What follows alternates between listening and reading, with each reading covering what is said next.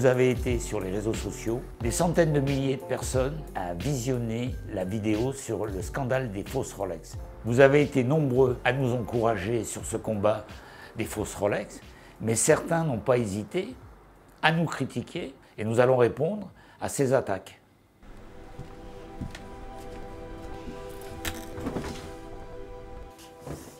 Alors, il faut savoir que sur les réseaux sociaux, 5% des commentaires ont été contre nous. Il y a eu de la provocation, il y a eu vive le faux, il y a eu des discours d'anard, il y a eu n'importe quoi. Mais bon, ça, c'est les réseaux sociaux, c'est ça. Hein, et il y a eu pas mal de provocations de ces gens qui les importent. Et un qui nous dit, et c'est écrit, on a vendu un faux cosmographe Daytona à Olivine. Faux, archi faux. C'est de l'intox, il n'a aucune preuve, et jamais de la vie, il pourra nous vendre une fausse pièce, jamais. Alors en disant, je remercie Olivine, qui par son expertise nous a permis de donner des ordres d'améliorer l'acier, les typos et tout, c'est pipeau. Notre expertise est sans faille, sans faille. On n'a même pas besoin de les ouvrir, ces montres-là. On les prend, on a nos loupes. En moins d'une minute, ils ont beau améliorer ce qu'ils veulent, ça ne passera pas. Voilà, point barre. Il faut bien qu'ils se mettent ça dans la tête.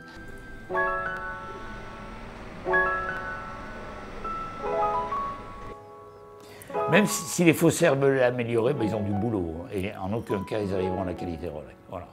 Il y a des multitudes de repères, et notre but, c'est de prendre une loupe et en moins d'une minute, dire voilà, elle est fausse. Voilà. Dans les volumes. La qualité de l'acier n'y est pas. Jamais, jamais pourront faire un acier Rolex.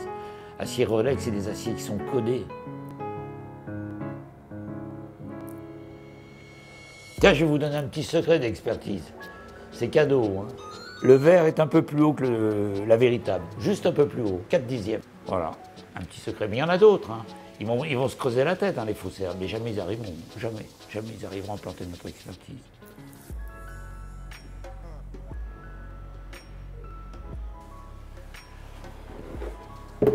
Dans la boutique, sur le marché de l'expertise, nous voyons arriver plus de fausses Rolex que de véritables montres. Chaque semaine, les victimes augmentent. Toutes ces fausses montres passent par Internet. Mais que font les grandes marques? Parce que ces garçons-là, qui commandent en Chine et qui vendent par le biais de la Thaïlande, ils n'imitent pas uniquement Rolex, ils imitent Richard Mille, ils imitent Patek, ils imitent Panerai, ils imitent Hublot. Mais que font les grandes marques? Que fait Rolex? Que fait Rolex? Que fait le big boss de Rolex, M. Bertrand Gros? Il s'endort ou quoi? Je lutte seul contre les fausses montres qui envahissent le monde entier. Il faut savoir que l'industrie du luxe, pour lutter contre la contrefaçon, a créé le comité Colbert, qui est en concours avec les douanes. Ce comité a pour but de lutter contre la contrefaçon. Un exemple de la publicité Colbert. Fausse montre. Rendez-vous derrière les barreaux. En France, la loi prévoit jusqu'à 300 000 € d'amende et 3 ans d'emprisonnement. La contrefaçon est un vrai fléau. Deuxième publicité du comité Colbert. Fausse Cartier, vrai casier. N'achetez pas de contrefaçon.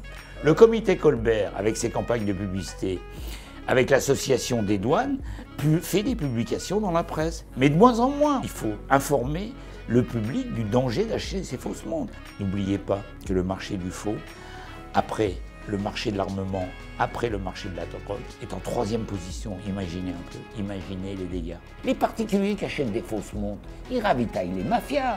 Ne l'oubliez pas, ils touchent à notre main-d'œuvre.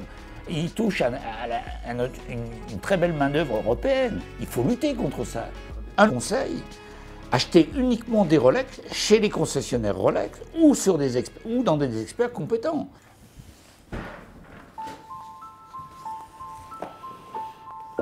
Précision importante, nous avons acheté cette fausse Rolex Daytona pour sensibiliser nos clients, mais cette montre-là, nous l'avons payée avec nos propres deniers.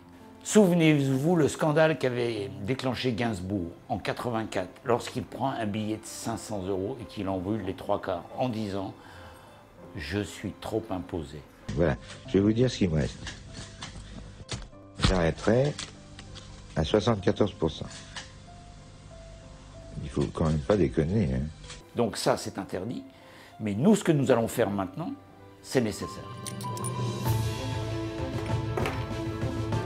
Aujourd'hui, dans cette vidéo, nous avons décidé de détruire cette montre. Voilà.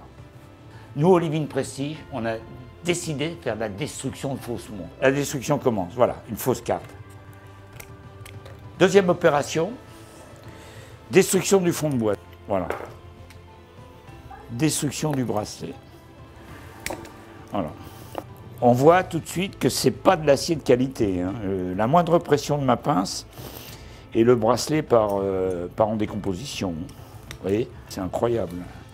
Alors vous voyez, la pression est minimum. Hein. Vous voyez la qualité, vraiment l'acier de très très basse qualité. Hein. Voilà. Rolex, c'est la montre la plus résistante au monde. Voilà. Pour casser une vraie Rolex, les pressions que je viens de mettre là sur mes grosses pinces sont de l'ordre de 4 à 5 fois supérieures. Imaginez la résistance des aciers Rolex. Et ça, ils ne sont pas prêts de limiter.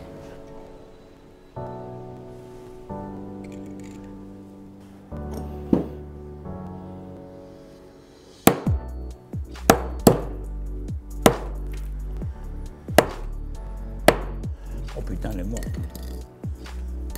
Maintenant, nous allons détruire, pulvériser, écraser le mouvement. Oh bah là, il est pulvérisé. C'est de la cochonnerie. C'est du produit contrefait, de bas de gamme, de la grosse cochonnerie. Voilà, voilà la preuve en est. Voilà, aucune qualité.